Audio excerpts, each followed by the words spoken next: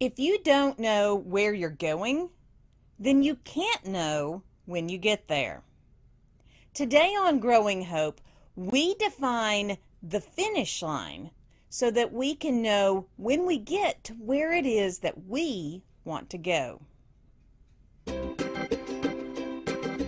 It's time for Growing Hope, the show determined to grow up hearts open to pursue the extraordinary. Because you are extraordinary!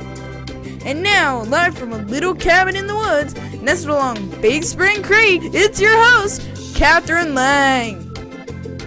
Hello and welcome to Growing Hope, where we are investing a few minutes each day to create our balanced lives. I am Kathryn Lang, your resident Hope Smith and Dream Igniter. If you have a desire to live your big dream goals, I know that if you put your mind to it, you can. If you don't know what your big dream goals are or how to get there, then you and I need to talk, because I know you can do it. I want to help you get there. It fuels my encouragement to ignite others' dreams. Connect with me over at coachforfocus.com and let's get something set up. Part of reaching your big dream goal is knowing where you're going. It turns out you just can't get where you're going if you don't know where it is. Sometimes it's easy to know where you want to go. Sometimes it's a little more tricky to really understand where it is you want to go. Sometimes you're not 100% sure what the final finish line looks like. You got some ideas, some general understandings, but that's about it. It's a challenge to really define your focus of finish. But if you hone that down with a few elements, then you'll be able to get closer to what it is that you need to do. So first, you're going to imagine your perfect day. Second, write out a job description of your dream job. Third, define what success means for you. Fourth, make a list of benefits you want or need. Fifth, set a vision statement from all of these reflections. I once went to a monthly meeting, and I had been going for about a year, so I had gotten into a groove with it. I was comfortable with it as part of my schedule, and I knew it would fit in that particular moment. When I pulled up to the location, there weren't any cars in the parking lot. So I checked my date, and then the time, because it wouldn't be the first time I'd gotten my days off. And daylight savings time always messes me up. I don't like daylight saving time. Just go ahead and put me in that category. I knew I hadn't yet crossed any time zones, so that couldn't have been the issue. So I looked at all these things, and finally I checked the messages, and one of the leaders had sent out a notice that the location had changed. I was shocked. I mean, I originally saw the notice, but I just assumed that it was the same reminder we get every month. It never dawned on me that they were going to change the location. So when I made my plan based on the wrong finish. And I didn't make the meeting that month because my plan didn't get me where I wanted to go because I wasn't even aware of where that was. So knowing the finish point is vital to getting to your end, to your big dream goals, crossing that finish line. It doesn't matter how good your plan is if you don't know where you're going. If you don't know, then you won't go. I mean, you can go, you can do, you can stumble around and possibly maybe get somewhere resulting in something, but you're not going to know it's your finish line because you haven't defined your finish. How would you know if you got there? You need a finish point for a working plan if you're going to be able to work the plan. Otherwise, you're just spinning. You might as well get in a hamster wheel and run all day if you're not going to take the time to define your finish. All the activities, all the investments, all the going, all the doing, it doesn't make a difference if you don't know where you're going. If you haven't defined your finish point, then you do not have a plan. You can't have a plan. A plan involves a finish point. You have to know where you're going if you're going to be able to get there. You have to know that finish line if you're going to cross it. I mean, imagine running a race and you're just running because you don't know where the finish line is, and everybody's just running in their own direction because nobody knows where the finish line is. Everyone just ends up exhausted and no one crosses that finish line. You can go along. You can keep on keeping on without a plan, and you may get some things done. But more than likely, you're going to end up just wasting a lot of your limited resources, even just getting done the limited things you get done. You will never be intentionally investing. A plan is going to help you funnel your resources into the best places to match your desired destination.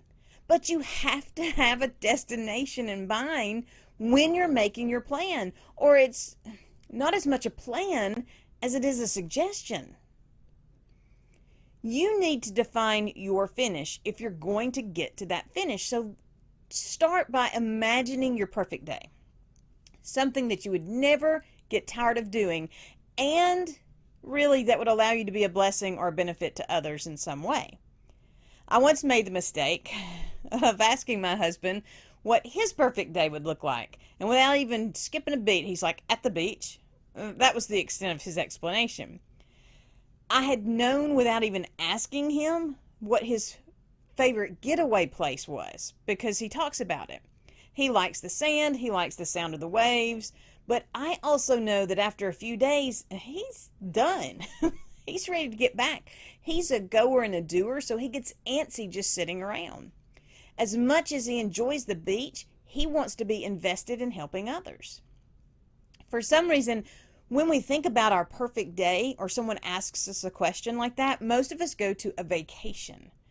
But in this instance, what we're talking about is a perfect day that you would be good with doing every day for the rest of your life. And spoiler alert, if it's all about you, then eventually you'll burn out. So take some time to imagine your perfect day. The next thing to do is write out a job description for your dream job. What would be the expectations for your position? What all would you get to do? I once wrote out a job description for the perfect wife based on the Proverbs 31 scripture verse. Believe me when I say it was not a job description of my ideal job. But taking the time to write it out gave me some insight and some understanding and expectations about being a better wife. Now, I still don't iron, but that wasn't exactly mentioned in the Bible, so I'm thinking I'm good. And we won't talk about the rest of the elements of the Proverbs 31 life today. That's a whole nother show. But when you write out your potential job description, break it down into actionable bits. The description helps you better understand what it is you really want to do. The more you break it down and the more you understand it, the better you're prepared to plan to move towards it. So write out a job description of what you want to be. The third thing for defining your finish is to define success. What does success mean to you? When I first started writing, I was told I would be a success when I landed that first agent or that first publishing contract. I was told you are a success when you're traditionally published. I tried following the path they demanded, and it exhausted me, which is what often happens when you try to follow the path that they demand. When I took steps in a different direction, they reprimanded me. They told me, again, you are only a success when you are traditionally published. They demanded it. But when I started seeing that many of the traditionally published books were only selling a few hundred copies, I thought that can't really be success. And then I gave myself permission to define my own success. Because ultimately, success is a personal thing. It is not set by others unless we give others that power. I looked at what I had been told, I stirred in what I had learned, and I set my own definition of success. I will be a success when I have 1 million downloads and viewers each week. You have to define your success, or else you give that power to others to define it for you, and you will never be happy following someone else's success, ever. The fourth part of defining your finish is making a list of desired benefits. What do you want out of what you're aiming to achieve? My husband and I were watching Veronica Mars recently, and every time her dad would give her a gift, she'd examine it and she'd look at it and then she'd say, "Is it a pony?" Which is just a huge delight to me and my husband. It didn't matter what the gift size was, she always asked if it was a pony. So when you're making your list of desired benefits, you can have a pony if that's one of the benefits you want. It's your list, and you control what goes on it. And the more you hone that list of benefits, the more you understand exactly what it is that you want from what you're doing. And that will bring you that much closer to creating the results. What is your list of desired benefits? And finally, you need to set out a vision that reflects all this that you've uncovered. Take all the information that you've gathered and write it out in a 2 to 3 sentence explanation. Every time I'm sent one of those "this is your personality" kind of tests, I print out the results. Every time someone sends me a note about what I'm doing or what they see me doing or what they think I should do, I print out the idea. Every time I dream about the perfect day or I write a list of my desired benefits, I put those results with the other ideas I've gathered. And when I set my goals for the quarter or for the year or any of my goals, I review all of that information, and I use that information to help me create a vision of where I see me going. Today, my vision looks like this. I am a dream igniter, pouring out snarky rainbows of twisted encouragement that lift up, stir up, and cheer up others to pursue their God-planted heartseed. I am the shoveler of dream-killing stuff, digging down through the restrictions and rules of others to discover the uniqueness of you. Gather your information and write out a vision for where you want to go. If you're going to get there, you have to know where your there is. And you can only know where your there is if you take the time to define your finish. Without the starting point and without a finishing point, all your planning is just thoughts or possibilities. They have no actionable intention available to make it happen. I had a friend that wanted to start a business. She didn't know the details of what it would look like. She didn't even know the details of where she was going. She just kind of had an idea of what she wanted to do. So I encouraged her to invest in walking through the steps of a business plan. Because at the very least, a business plan is going to help you find that start and create a finish. She wanted me to fill it out for her. But it had to be her plan. It had to be her thoughts if it was going to lead to the success that she wanted, if it was going to take her where she wanted to go. She chose to walk away. She didn't want to invest in defining her way. I don't know if it's right, she told me. But here's the secret. There is no right or wrong answer. There is only your answer. If it works for you, then it's your right answer, no matter if it works for me or not. When I first launched into the idea of snarky rainbows, I was told it was silly and I should just abandon it. But it makes me smile, and every time I say it, I notice others smiling. And if I'm smiling and you're smiling, then it's not silly, it's encouraging. And that alone makes it worth it for me. So if others think it's silly, but it works for you, then it is worth it, whatever it is.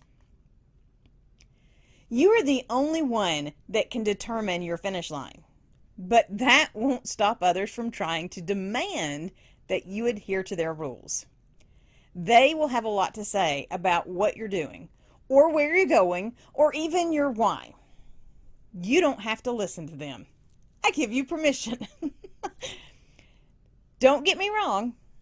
You need to learn from others, but you should never give your power or your control of your journey to someone else. Define your finish. Start with your perfect day. What does it look like and how does it feel? Create your perfect job description. What would be your activities and responsibilities of the perfect job? Define your success. What would it mean to you to be a success, and how will success look and feel?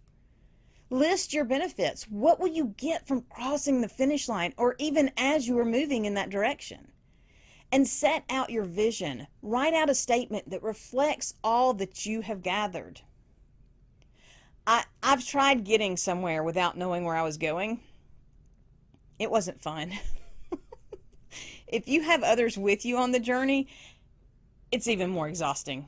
I mean, seriously, how many of you have ever voluntarily loaded up the kids into the car just to drive around for no reason?